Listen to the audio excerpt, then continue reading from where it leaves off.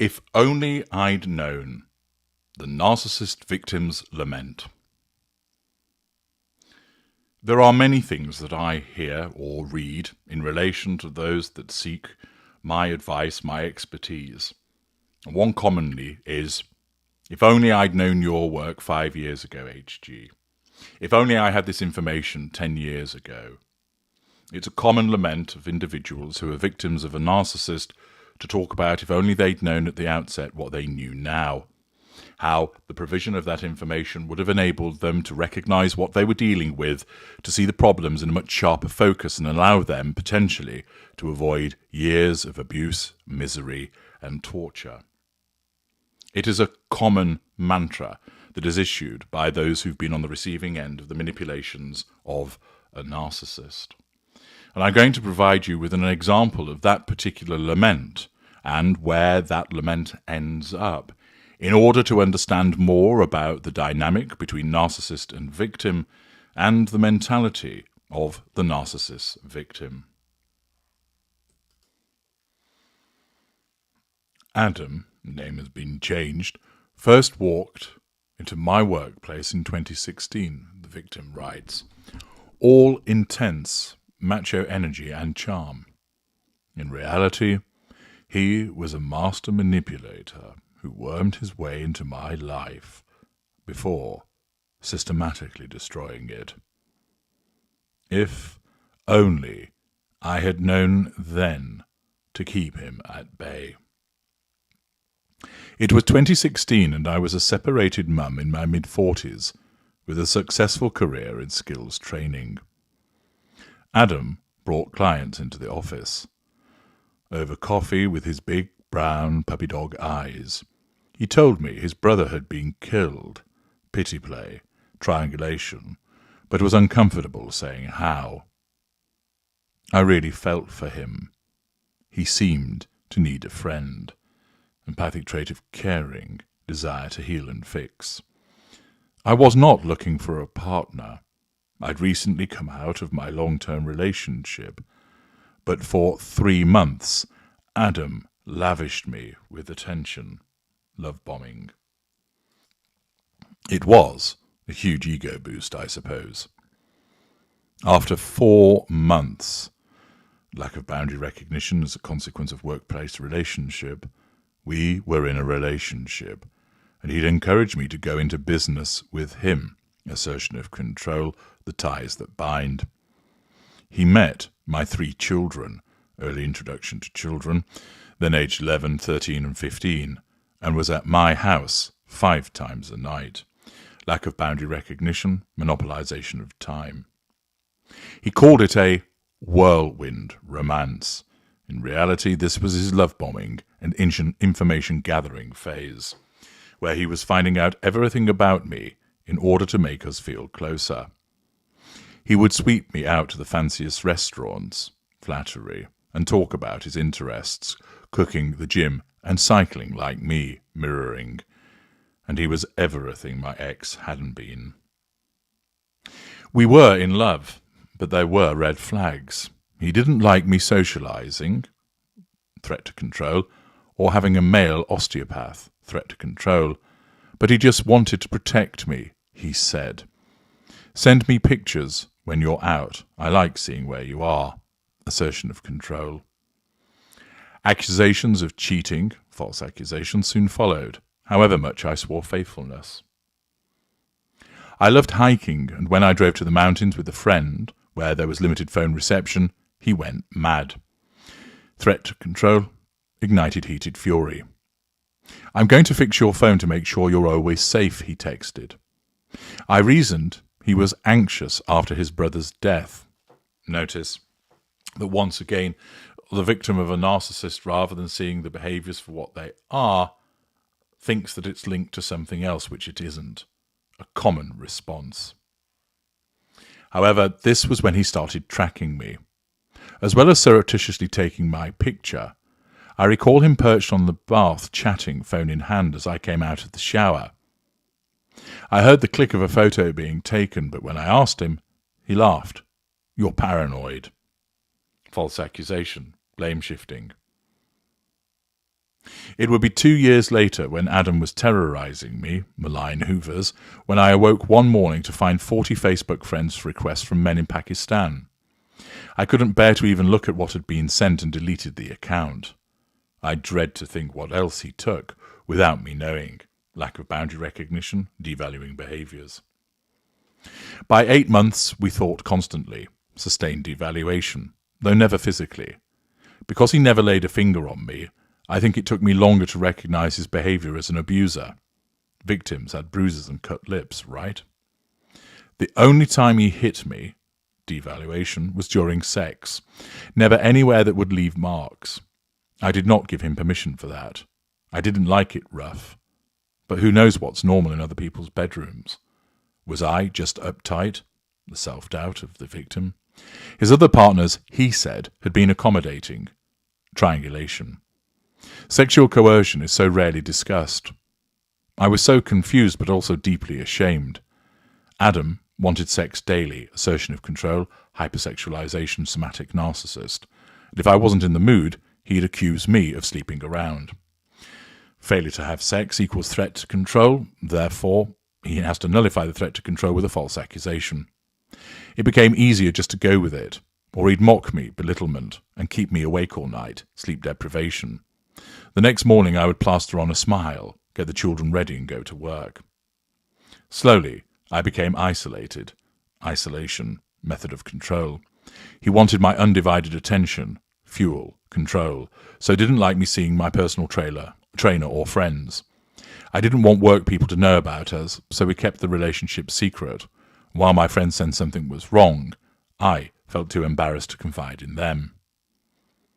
Over the next year I tried several times to end it, but it was complicated by our shared business. Then he would claim undying love, preventative Hoover, and we would end up back together. It was a confidence-destroying cycle as he criticised my looks, invalidation, belittlement, my cooking, my parenting, my work, everything. My weight wildly fluctuated because he'd forced me to eat, saying I was too thin, use of food to control, but the next week I was too fat. It wasn't just food. He had a very particular hygiene and grooming routine. I had to shower twice a day, assertion of control, sometimes more. Adam dictated my makeup and hated me tanning, preferring pale skin. Looking at old photos of myself, I see a healthy woman in 2016, but by 2018 I was drawn, hunched with blank eyes, effect of the abuse. My hair fell out and I lost 2 teeth because of recurring infections, which my dentist said were stress-related. One time I was working overseas and he video called to see my hotel room. Assertion of control. He then exploded, "You're wearing all black, I've told you not to." His eyes turned black when angry. Even from abroad he controlled me. I questioned every tiny decision, fearing his reaction. Later, in therapy, I learned there was a name for his behaviour, coercive control, in which it's common to believe the abuser is right and blame yourself. I was also educated about narcissistic personality disorder, essentially a mental health condition in which people have an unreasonably high sense of their own importance. But back then, I thought he was just hot-headed, overprotective. Notice that when even told what she's dealing with, her emotional thinking would not allow her to absorb it. There was endless gaslighting, too. I was in the kitchen roasting lamb when he came in and angrily cried, "You've got that oven up too high, you're ruining dinner." He'd never used my oven, while I'd been making roast for years, so I ignored him. 20 minutes later he reappeared. "What are you playing at? You've got the oven too low." I hadn't changed a thing. The penny dropped. How many times had I reacted to his insane demands in a desperate bid to placate him? I started paying more attention after that. The final time I plucked up the courage to end it, almost 2 years after we had met, was when the stalking began. He refused to accept we were over, threat to control, so stood outside my house for hours, sense of entitlement, hoovering, ringing the doorbell, and controlling my home speakers from his mobile. I tried to get my ex to take the kids, but they were mostly with me, so all of this impacted them too. He caused a scene at work in front of customers. I could only get him to leave by promising to unblock him on my phone. Later that night I was so scared I drove around for 5 hours, returning to an email saying he'd overdosed, but had his stomach pumped. Suicide threat. I was beside myself. As much as I was scared, I didn't want him dead. I later discovered it was a lie. Stupidly, I took him back and was made to feel guilty, use of guilt, for his sore throat because of the stomach pump. It was the most frightening and miserable time of my life. I knew I needed an exit plan. I just didn't know what. I knew I had to get out of our business, and that's when the police got involved in August 2018. I resigned, had the paperwork delivered to him, and he went berserk. Threat to control, heated ignited fury. He lied to customers, smearing my name, smearing indirect assertion of control. So I told the police and hired a lawyer. I took public transport to her office because I was so scared and prayed he wouldn't kill me in public. I finally poured my heart out for the first time to that lawyer, who said this was domestic abuse. With her help, it cost me £9,000 to get a restraining order, which he broke multiple times over the next hellish 2 years. Threat to assertion of control. He would get arrested for breaching it, then he would be released on bail or wouldn't show up at court. It was torture, and I needed beta blockers to leave the house while the police inquiries went on.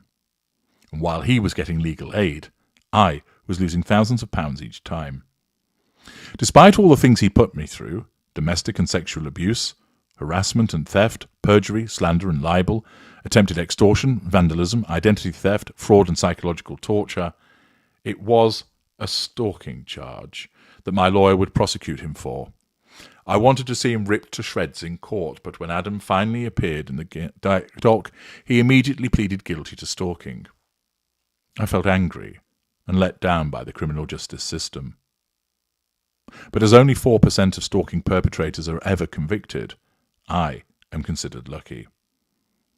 He was sentenced to 9 months in prison but was released after 100 days. Adam turned my life upside down, and in the short window he was inside, I had to make major life changes and start again from scratch.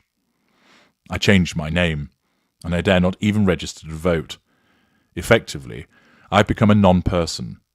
I swapped careers, lost thousands of pounds, moved cities and altered my appearance. I have not posted a selfie since 2018, so he doesn't know what I look like now. When I'm in certain places, I still wear a wig, hat or a mask and dress in tracksuits instead of my normal clothes. I still have post-traumatic stress disorder and probably always will. I am getting better. Therapy taught me coping strategies, though learning to relax when I still need my wits about me seems impossible. I'm no longer on medication. I worry constantly about my family's safety, every minute of every day. The thought of being with another man in the future is too overwhelming. I feel like I've been to hell and back. My focus now is repairing the relationships I have with my family, my friends, and crucially, myself. This individual, describing the all too familiar impact of an involvement with a narcissist, that not only did it impact upon her in the relationship, but had continuing repercussions and consequences thereafter. And, as she stated, if only she had known what she was dealing with beforehand. She also states in the article that domestic abuse lessons should be taught in schools. The impact upon her is considerable and continues to have ramifications even today, and thus she issues that common narcissistic victim's lament, if only I'd have known.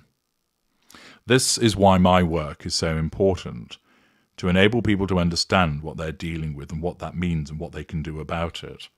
And it is important for you to ensure that this work is shared as widely as possible, so that people come upon it before they become entangled, that they read red flag and black flag, that they become aware of the warning signs, so that they can take the steps to avoid what happened to the individual described in this video.